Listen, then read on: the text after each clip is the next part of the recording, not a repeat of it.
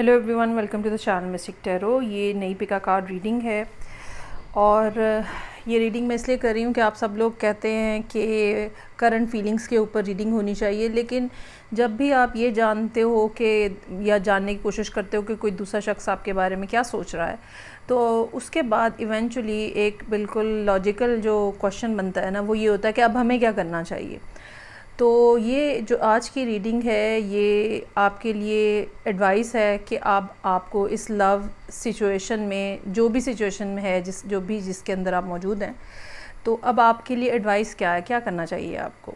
सो यहाँ पे मेरे पास 3 वंस हैं। ये स्लाइटली ग्रीन कलर है, if you can see that, और ये वाइट है, ये रेड है।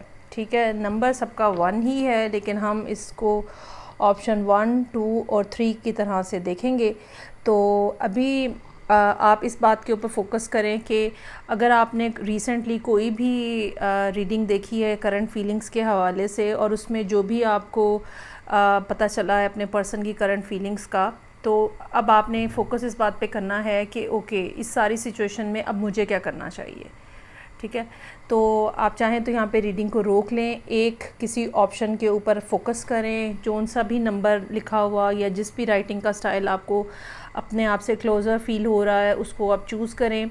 हर रीडिंग के अंदर हम सबसे पहले देखेंगे कि सिचुएशन क्या है, सो दैट आपको सिचुएशन देख के भी पता चल जाए कि ये रीडिंग आपसे रेजोनेट कर रही है या नहीं कर रही है।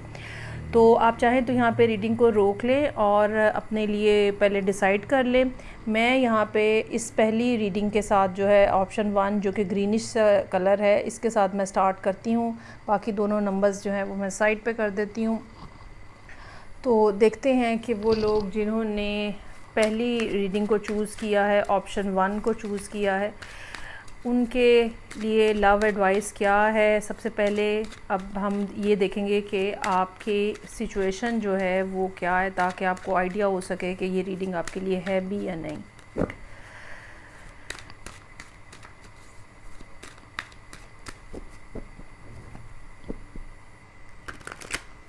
अच्छा जी, तो सबसे पहले सिचुएशन के कार्ड्स निकाल लेते हैं, और वो तमाम लोग जिन्होंने ये नंबर जो है ये चूज़ किया है, लेट्स सी कि वो इस टाइम पे किस तरह की सिचुएशन में मौजूद हैं।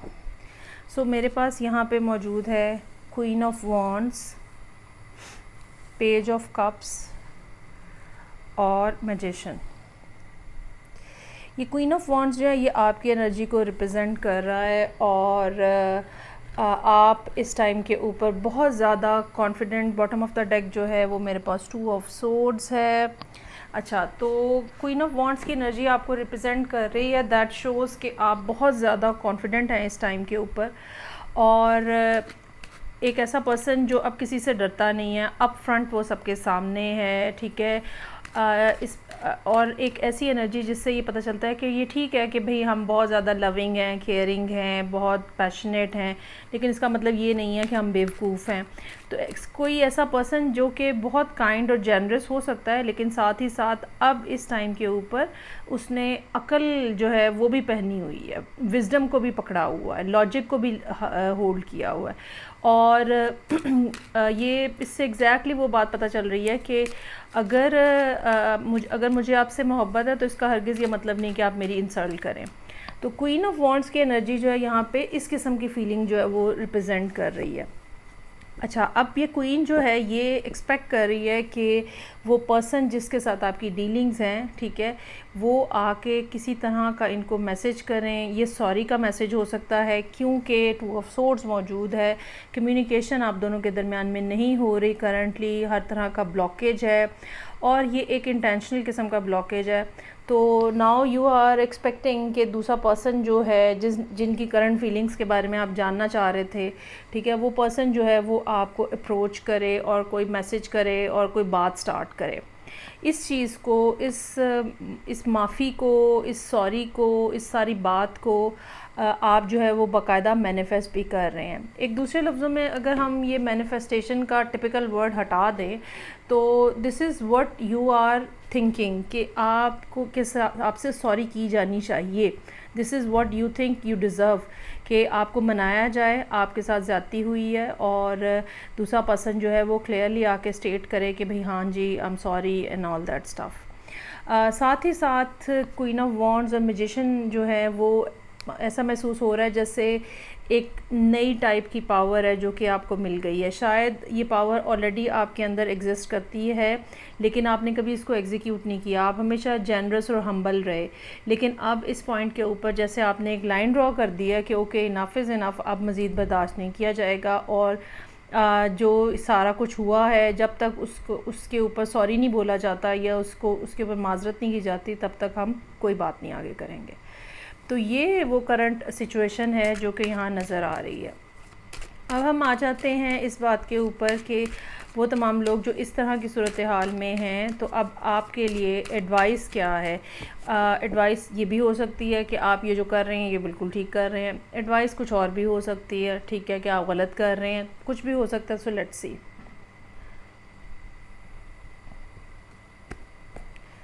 अच्छा जी, यहाँ पे मेरे पास कार्ड्स मौजूद हैं। 5 ऑफ कप्स, 6 ऑफ कप्स, ओहो 9 ऑफ कप्स और बॉटम ऑफ द डेक जो है वो एम्परर मौजूद है। अच्छा ठीक है। अच्छा, एक तो कप्स की मौजूदगी बहुत ज़्यादा नज़र आ रही है। दैट शोज़ के दो लोग जो हैं वो इमोशनली एक दूसरे के साथ कनेक्टेड तो हैं, ठीक है, चाहे बातचीत हो रही है नहीं हो रही है या जो भी है जिस तरह से भी है, लेकिन they are still connected to each other. एक बात। दूसरी बात, आपने ये समझ लिया है कि this thing is over, this relationship has been over और अब कोई बात नहीं है, ठीक है। तो और जो आप हर्ट हुए हैं, जो आपको पेन फील हुई है, जिस तरह से आप अपने आप को डिसरिस्पेक्टेड फील करते हैं, वो यहाँ पे 5 ऑफ कप्स के साथ नज़र आ रहा है।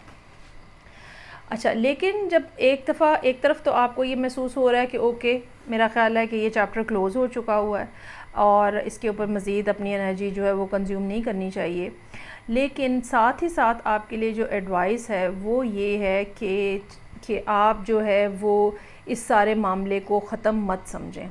This is what the advice is. आपकी जो डिज़ायर है कि दूसरा पर्सन आए, आपको मनाए, सब कुछ हो, ठीक है, वो बिल्कुल फुलफ़िल हो सकती है, वो बिल्कुल आपके लिए पॉसिबल है, लेकिन ये उस सूरत में होगा जब आप उनको थोड़ा सा मार्जिन देंगे। अगर आप बिल्कुल दीवार खड़ी कर देंगे और कोई कम्युनिकेशन नहीं करेंगे और बिल्कुल एक एंड के ऊपर चले जाके खड़े हो जाएंगे तो ऑब्वियसली उस पर्सन के पास भी कोई चांस नहीं रहेगा कि वो आपसे कोई बात कर सके। अपने लिए या कम्युनिकेशन ऐसा महसूस हो रहा है जैसे आपने सारी कम्युनिकेशन ब्लॉक की हुई है। सो कम्युनिकेशन का कोई ना कोई रास्ता, कोई ना कोई एंगल, कोई अगर आपने बिल्कुल ब्लॉक किया हुआ है तो कहीं ना कहीं से आपको अनब्लॉक करना चाहिए। अगर उन्होंने आपको कोई हेलो हाय टाइप के कोई सिंपल से मैसेज भेजे हैं और आपने उनको कोई रिस्पांस नहीं दिया तो आपको देना चाहिए। जो जितना ज़्यादा सख्ती से आप महसूस ये कर रहे हैं ना कि रिलेशनशिप इज़ ओवर नाउ या ये बात अब मज़ीद एक्सेप्टेबल नहीं है, तो ऐसा नहीं है। अगर आप उनकी इस ऑफ़र को एक्सेप्ट करेंगे तो चीज़ें आपकी मर्ज़ी के मुताबिक हो जाएंगी, लेकिन यहाँ पे ज़रूरी ये होगा कि आप थोड़ी सी अपनी फीलिंग्स को या अपने इमोशंस को थोड़ा नीचे लेकर आएँ, क्योंकि दूसरी तरफ जो पर्सन है वो भी एम्परर है। सो ये 2 फायर साइंस की एनर्जी हो सकती है, या फिर कोई ऐसा पर्सन है जो कि एक तरफ तो एक पर्सन है जो कि बहुत ज़्यादा अमेजिंग किस्म की पर्सनालिटी है और दूसरी तरफ वो पर्सन है जिसके अंदर बर्दाश्त और हिम्मत बहुत ज़्यादा है और उनकी ईगो जो है ना उनको नीचे नहीं होने देती है या किसी के सामने बो डाउन नहीं करने देती है। तो आप इनकी तरफ से जो भी कोई एक्शन हो रहा है, चाहे वो कितना ही माइनर है, ठीक है, उसको आप एक्सेप्ट करें ताकि इनका ज़रा हौसला बढ़े, इनकी ज़रा ईगो थोड़ी सी नीचे रहे और ये फिर फर्दर आगे इवेंचुअली ये आपके साथ नेक्स्ट स्टेप की तरफ जाए। आप देखेंगे कार्ड्स की जो प्लेसमेंट हुई है 5 से 6 है, 6 से फिर 9 है। अगर एक दफ़ा आप थोड़ी बहुत इनको स्पेस देंगे कि ये किसी जगह पे खड़े हो सके, तो फिर ये अगली बात आपकी होगी जो कि आपकी मर्ज़ी के मुताबिक है। अगर आप कॉन्टीन्यूसली इसी पॉइंट के ऊपर रहेंगे कि नहीं, जब तक मेरे सर्टन स्टैंडर्ड्स के मुताबिक बात नहीं होगी, I will not give that person another chance, तो फिर ये मामला नहीं सुधरेगा। ठीक है, थोड़ी सी आपको लचक दिखानी पड़ेगी, तो तब फिर जो है ना वो सूरत हाल आपकी बेहतर हो सकती है और मामलात जो हैं वो आपकी मर्ज़ी के मुताबिक चल सकते हैं। अपने अंदर थोड़ी सी सॉफ्टनेस, थोड़ा सी काइंडनेस आपको अभी भी रखनी पड़ेगी, तो ही आपकी सिलसिला जो है ना वो चल सकता है। ठीक है, तो ये थी रीडिंग उन लोगों के लिए जिन्होंने फ़र्स्ट ऑप्शन को चूज़ किया था। अब यहाँ पे मैं रीडिंग को रोक के नई रीडिंग स्टार्ट करती हूँ। कार्ड्स को एक दफ़ा शफ़ल कर लूँ। चलें जी, कार्ड्स पेन शफ़ल कर लिए हैं। स्टार्ट करते हैं ऑप्शन 2 को, देखते हैं कि आपके लिए क्या एडवाइस है। और एडवाइस के कार्ड्स निकालने से पहले सिचुएशन के कार्ड्स निकालूंगी मैं, सो दैट आइडिया हो सके कि ये रीडिंग आपसे रेजोनेट कर भी रही है या नहीं, आप इस सिचुएशन के अंदर मौजूद भी हैं या नहीं। तो स्टार्ट करते हैं उन लोगों के लिए जिन्होंने सेकंड ऑप्शन को चूज़ किया है।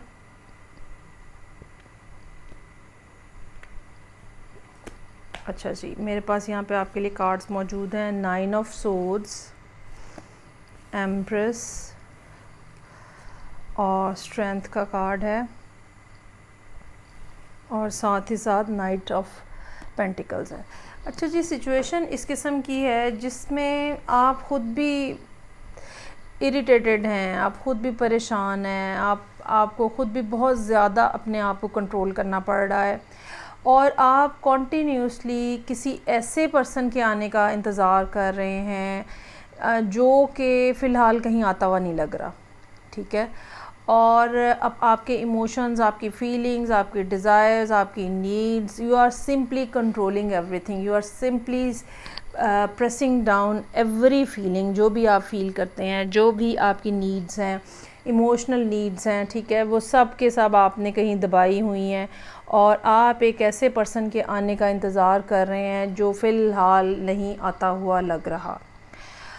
ये पर्सन जो है ये बहुत ज़्यादा कॉशियस हो सकता है, ये पर्सन जो है बहुत ज़्यादा जब तक इनको कोई कंफर्म गारंटी ना हो जाए ये तब तक नहीं आएंगे। ये स्लोएस्ट मूविंग नाइट होता है, और ये उस टाइम पे आते हैं या उस टाइम पे मैसेज करते हैं जब मतलब इनको बिल्कुल डेड श्योर हो जाता है कि आगे से सारा इन्वायरमेंट इनकी मर्ज़ी के मुताबिक है। आप यहाँ पे एम्प्रेस हैं, और एम्प्रेस जो है वो highest form of feminine energy है, लेकिन बीइंग एन एम्प्रेस आप एक लोअर रैंक के पर्सन को एक्सपेक्ट कर रही हैं। आप चाहे मेल हैं चाहे फीमेल हैं, रिगार्डलेस ऑफ दैट, ठीक है, आपकी और इस पर्सन की एनर्जी के अंदर इस टाइम पे बहुत ज़्यादा फ़र्क है, और ये फ़र्क जो है वो अंडरस्टैंडिंग का हो सकता है, ये फ़र्क जो है ये इमोशनल इंटेलिजेंस का हो सकता है, ये फ़र्क जो है ये ज़िंदगी में कोई भी काम कैसे करना चाहिए, उसके लिए कितनी अकल इस्तेमाल करनी है, किस तरह से करना है, हर जगह पे फ़र्क जो है वो है। तो करंटली बस यही यहाँ पे सिचुएशन नज़र आ रही है कि आप जो है वो इंतज़ार कर रहे हैं, और एक पर्सन है जो कि आपके जहन में मौजूद है, you really want them to come towards you, और फ़िलहाल वो नहीं आ रहे, और शायद ये पर्सन काफ़ी अरसे से नहीं आ रहा। यही वजह है कि आप जो है वो काफ़ी ज़्यादा परेशानी का शिकार नज़र आ रहे हैं। ये 1 साल का अरसा हो सकता है, ठीक है, 9 मंथ्स का टाइम पीरियड हो सकता है। तो ये सारी सिचुएशन है यहाँ पे। नाउ लेट्स सी आपके लिए एडवाइस क्या है, अब आपको करना क्या चाहिए, क्या आपको इसी स्टेट में रहना चाहिए या you really need to do something else. So मेरे पास यहाँ पे है 2 of cups, lovers, 3 of pentacles और पेज ऑफ वॉन्ड्स।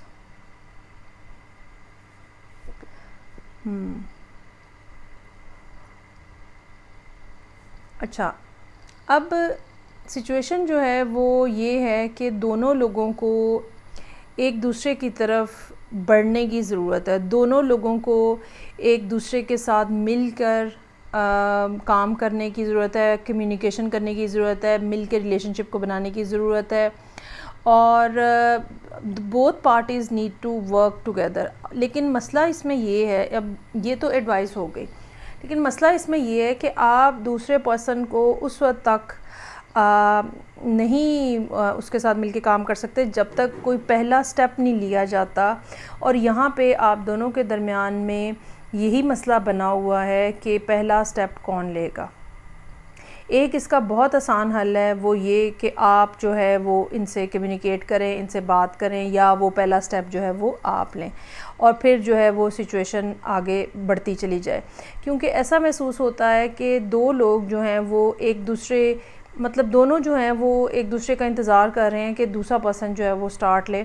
ना ही एम्प्रेस जो है वो हाथ आगे बढ़ाने के मूड में है, और ना ही नाइट ऑफ पेंटिकल्स जो है वो आगे कदम बढ़ाने के मूड में नज़र आ रहे हैं। और ये दोनों लोग जो हैं ये इंतज़ार में हैं कि क्या किया जाए। अच्छा, यहाँ पे ना मैं फ़र्दर कार्ड निकालना चाहूँगी कि क्या यस और नो की बेस पे ये कार्ड होगा कि क्या वो पर्सन जो ये रीडिंग देख रहा है, क्या उसको मैसेज इनिशिएट कर देना चाहिए, मैं ये जानना चाहूँगी यहाँ पे।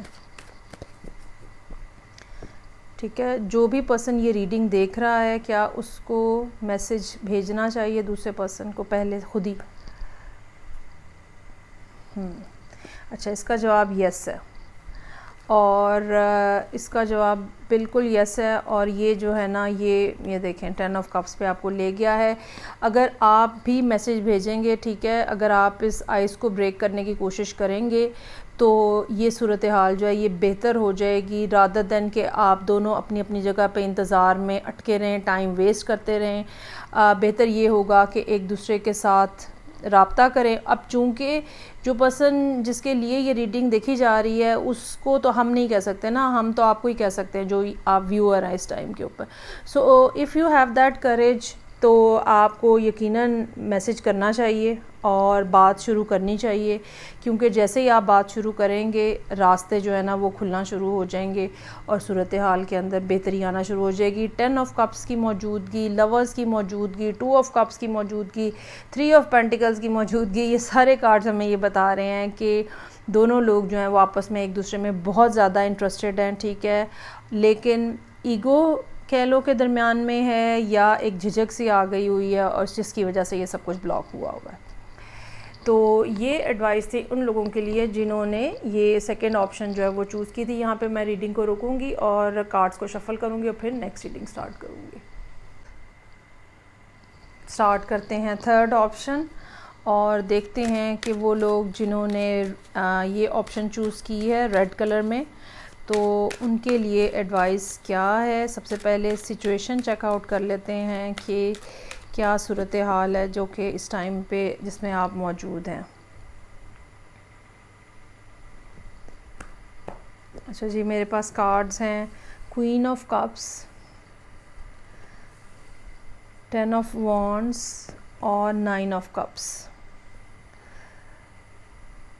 और bottom of the deck queen of cups, 10 of wands, 9 of cups और क्वीन ऑफ वॉन्ड्स है मेरे पास बॉटम ऑफ द डेक। अच्छा जी, ये एक ऐसी सूरत हाल है जिसमें आप जो हैं अपने इमोशंस को आपने एक किस्म का ब्लॉक किया हुआ है। ठीक है, और ये इमोशंस जो हैं ये आपके ये जो ब्लॉकेज है बेसिकली इमोशंस की, इसने आपको बहुत ज़्यादा डिस्टर्ब किया हुआ है। इसका एक मतलब ये हो सकता है that you are not talking about your emotions, your feelings, your thoughts. तो आपने अपने आप को हाइड किया हुआ है, आपने अपने आप को छुपाया हुआ है, आप अपने आप को होल्ड कर रहे हैं अपने और शेयर नहीं कर रहे। Whatever you are feeling for someone you are not sharing that. और यही वो चीज़ है जो कि आपको इमोशनली बहुत ज़्यादा स्ट्रेस दे रही है। और आपकी जो डिज़ायर है वो भी ज़ाहिर बात है कि अगर जब आप बात ही नहीं करेंगे तो फुलफ़िल कहाँ से होगी। तो अभी एक तो ज़रूरत इस बात की है सबसे पहले कि आप अपनी एनर्जी को शिफ्ट करें। ओवर इमोशनलिज़म जो है वो अच्छा नहीं है। ठीक है, अपने अंदर चार्म भी पैदा करें। किसी के से मोहब्बत करना बहुत अच्छी बात है, लेकिन रोते धोती शक्लें किसी को अच्छी नहीं लगती हैं। तो सबसे पहली बात तो ये कि क्वीन ऑफ वॉन्ड्स जो है ना वो यहाँ पे इस टाइम पे है, जो कि एनर्जी होनी चाहिए, जबकि आप जो है वो कप्स की एनर्जी के अंदर हैं। आप हो सकता है कि किसी के साथ ज़रूरत से ज़्यादा इमोशनली अटैच्ड हैं और वो इमोशंस जो हैं वो आपको जैसे मतलब ड्रैग कर रहे हैं और आप रो रो के पागल हो रहे हैं, ठीक है, और अकल जो है वो नहीं इस्तेमाल हो रही। ये सब इस किस्म की बातें जो है नज़र आ रही हैं। आप उन लोगों में से भी हो सकते हैं जो ओवर इमोशनल हैं और rather than focusing upon your career, या तो आप जो है वो सिर्फ इमोशंस के ऊपर हैं। और एक बहुत सारे लोग मैंने ऐसे भी देखे हैं जो कि जब इतने ज़्यादा इमोशनल होते हैं तो जो सामने वाला पर्सन होता है ना वो भाग जाता है, ठीक है। तो लेट्स सी कि आपके लिए क्या एडवाइस है।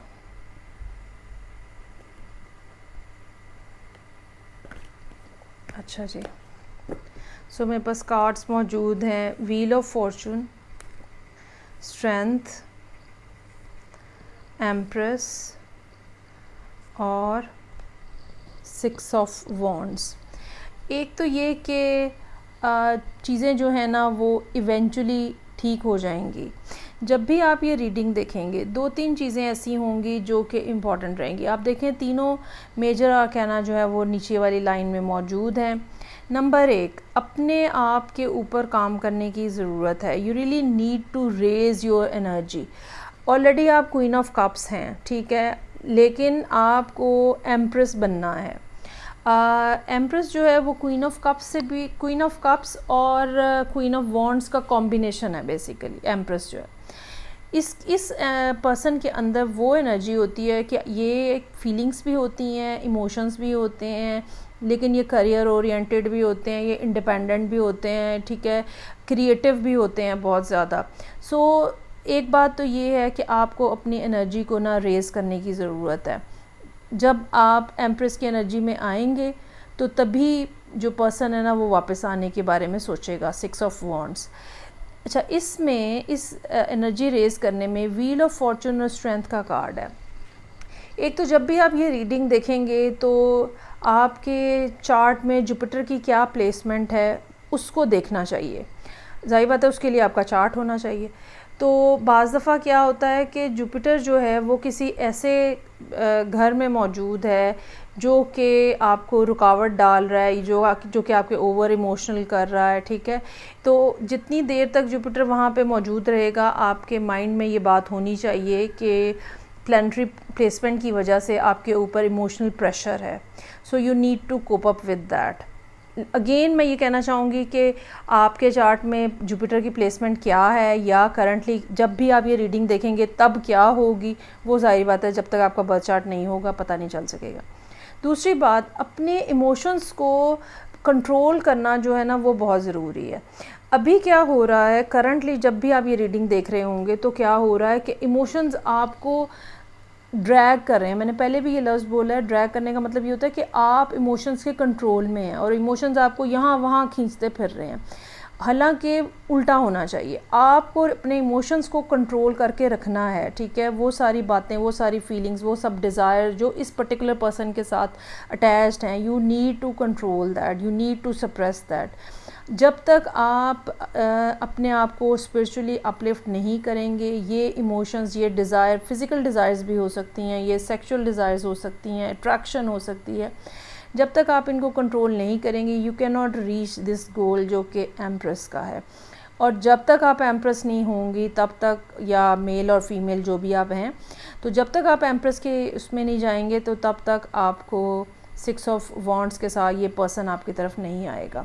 ये पर्सन उन लोगों में से हो सकता है जो कि अपनी ज़िंदगी में एक ऐसा शख्स चाहते हैं जो कि उनसे भी ज़्यादा शानदार हो।